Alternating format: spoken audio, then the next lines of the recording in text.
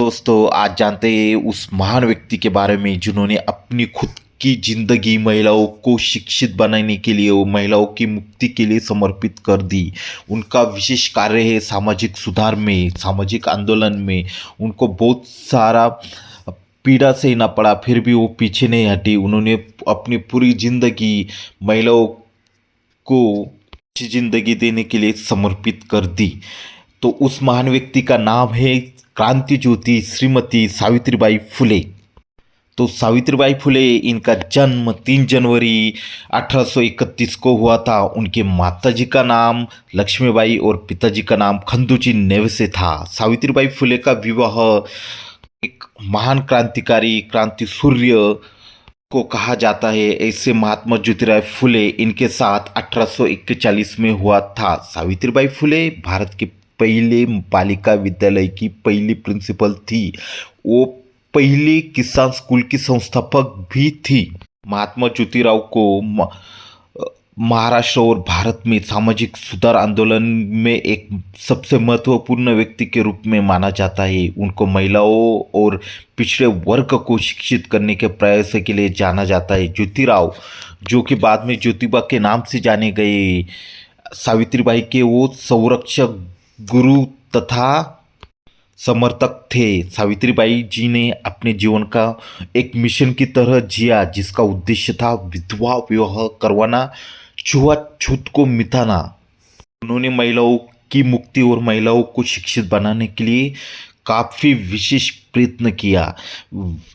वो एक कवित्री भी थी, जिनको मराठी की आदि कवित्री के रूप में भी जाना जाता है। वो स्कूल जाती थी तो उनको विरोध होता था। सावित्रीबाई पूरे देश की नायिका है। हर बिरादरी और हर धर्म के लिए उन्होंने काम किया है। शिक्षा के क्षेत्र में सावित्रीबाई फुले ने बहुत बड़ा योगदान दिया है। 5 सितंबर 1848 में पुणे में अपने पति के साथ मिलकर उन्होंने विभिन्न जातियों की 9 छात्राओं के साथ उन्होंने महिलाओं के लिए एक विद्यालय की स्थापना की। एक वर्ष में सावित्रीबाई और महात्मा फुले 5 नए विद्यालय खोलने में सफल हुए। तत्कालीन सरकार ने उन्हें सम्मानित भी किया। एक महिला प्रिंसिपल के लिए सन 1848 में बालिका विद्यालय चलाना कितना मुश्किल रहा होगा, उसकी कल्पना शायद आज भी किया नहीं जा सकता। लड़कियों की शिक्षा पर उस समय सामाजिक पाबंदी थी। उस सामाजिक पाबंदी को हटाने के लिए उन्होंने विशेष कार्य किया। सावित्रीबाई फुले उस दौर में न सिर्फ खुद पढ़ी बल्कि दूसरे लड़कियों को पढ़ाने का भी उन्होंने बंदोबस्त किया।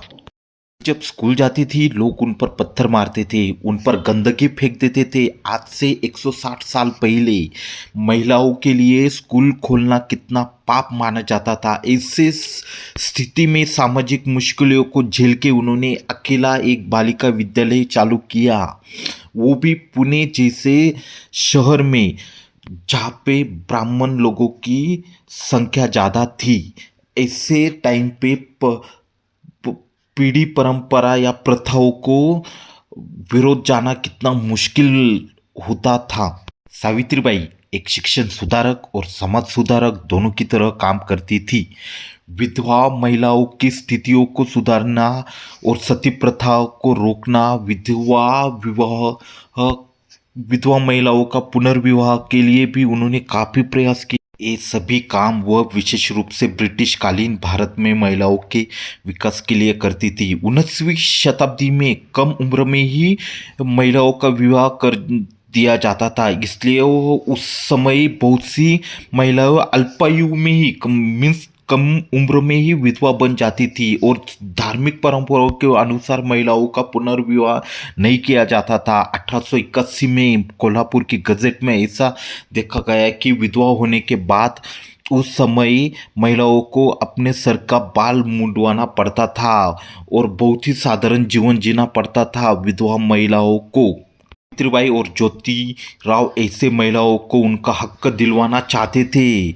इसे देखते हुए उन्होंने नाइयों को खिलाफ आंदोलन करना शुरू कर दिया और विधवा महिलाओं को सर के बाल कटवाने से बचाया। स्त्री शिक्षा के साथ ही विधवाओं की शोचनीय दशा को देखते हुए उन्होंने विधवा पुनर्विवाह की भी शुरुआत कर दी और 1854 में विधवाओं के लिए आश्रम भी बनाया। साथ ही उन्होंने नवजात शिशुओं के लिए भी आश्रम खोला ताकि कन्या शिशु हत्या को रोका जा सके। आज देश में बढ़ती कन्या भ्रूण हत्या की प्रवृत्ति को देखते हुए उस समय कन्या शिशु हत्या की समस्या पर ध्यान केंद्रित करना और उसे रोकने का प्रयास करना कितना महत्वपूर्ण था, इस बात का अंदाजा लगाना बहुत मुश्किल है। उस समय महिलाओं को सामाजिक सुरक्षा न होने की वजह से महिलाओं पर काफ़ी अत्याचार किया जाता था, जिसमें कहीं कहीं तो घर के सदस्यों द्वारा ही महिलाओं पर शारीरिक शोषण किया जाता था। सावित्रीबाई फुले ने अपने पति के साथ मिलकर काशीबाई नामक एक गर्भवती विधवा महिलाओं को न केवल आत्महत्या करने से रोका, अपितु से अपने घर पर रखकर उसकी देखभाल भी की और समय पर उनकी डिलीवरी भी करवाई। बाद में उन्होंने उसके पुत्र यशवंत को दत्तक के रूप में गोद भी लिया और खूब पढ़ाई लिखाया, जो बाद में एक प्रसिद्ध डॉक्टर बना। ऐसा बड़ा कार्य करने में सावित्रीबाई और ज्योतिराव जी ने अपनी जिंदगी लगा दी। 19वीं शताब्दी की पहली भारतीय समाज सुधारक थी और भारत में महिलाओं के अधिकार को विकसित करने में उनका महत्वपूर्ण योगदान रहा। महिलाओं पर हो रहे अत्याचार को देखते हुए सावित्रीबाई और ज्योतिराव जी ने महिलाओं की सुरक्षा के लिए एक सेंटर की स्थापना की और अपने सेंटर का नाम बाल हत्या प्रतिबंधक गृह रखा। सावित्रीबाई महिलाओं की जी जान से सेवा करती थी और चाहती थी कि सभी बच्चे उन्हीं के घर पे जन्म ले। घर में सावित्रीबाई किस प्रकार का रंग भेद या जाति भेद नहीं करती थी। वो सभी गर्भवती महिलाओं का सम्मान से उपचार करती थी। सावित्रीबाई फुले ने कभी पीछे मुड़कर नहीं देखा। अपने जीवन काल में पुणे में ही उन्होंने 18 महिला विद्यालय खोले। समाजोत्थान के अपने मिशन पर कार्य करते हुए ज्योतिबा ने 24 सितंबर 1873 को अपने अनुयायियों के साथ सत्यशोधक समाज की स्थापना की। सत्यशोधक समाज, जो कि बहुत बड़ा महत्वपूर्ण कार्य करने के लिए उन्होंने वो सत्यशोधक समाज की स्थापना की, जिसका नाम आज भी लोगों के द्वारा लिया जाता है। वो स्वयं उसके अध्यक्ष थे और सावित्रीबाई फुले महिला विभाग की प्रमुख थी। उस संस्था का मुख्य उद्देश्य शूद्रों और अतिशूद्रों को उच्च जातियों के शोषण से मुक्त करना था। ज्योतिबा के कार्य में सावित्रीबाई ने बराबर का योगदान किया, वो भी 1800 की शताब्दी में, जहाँ पे महिलाओं को इतना अधिकार नहीं दिया जाता था। ऐसे टाइम पे, ऐसे समय पे सावित्रीबाई जी ने ज्योतिबा को बराबरी का कार्य करने में योगदान दिया। ज्योतिबा फुले ने जीवन भर निम्न जाति महिलाओं और दलितों के उद्धार के लिए काम किया। उस कार्य में उनकी धर्मपत्नी सावित्रीबाई फुले ने जो योगदान दिया है वो अद्वितीय है। यहाँ तक कि कई बार ज्योतिबा फुले और स्वयं सावित्रीबाई फुले से मार्गदर्शन प्राप्त करते थे। सावित्रीबाई पूरे देश की महानायिका है। वो हर बिरादरी और हर धर्म के लिए उन्होंने काम किया है। उस जमाने में ये सब कार्य करना इतना सरल नहीं था। उस टाइम पे उन्होंने अपना समय लगा दिया था। उनका पूरा जीवन समाज में वंचित तबह, खासकर महिलाओं और दलितों के अधिकारों के लिए संघर्ष में बिताया।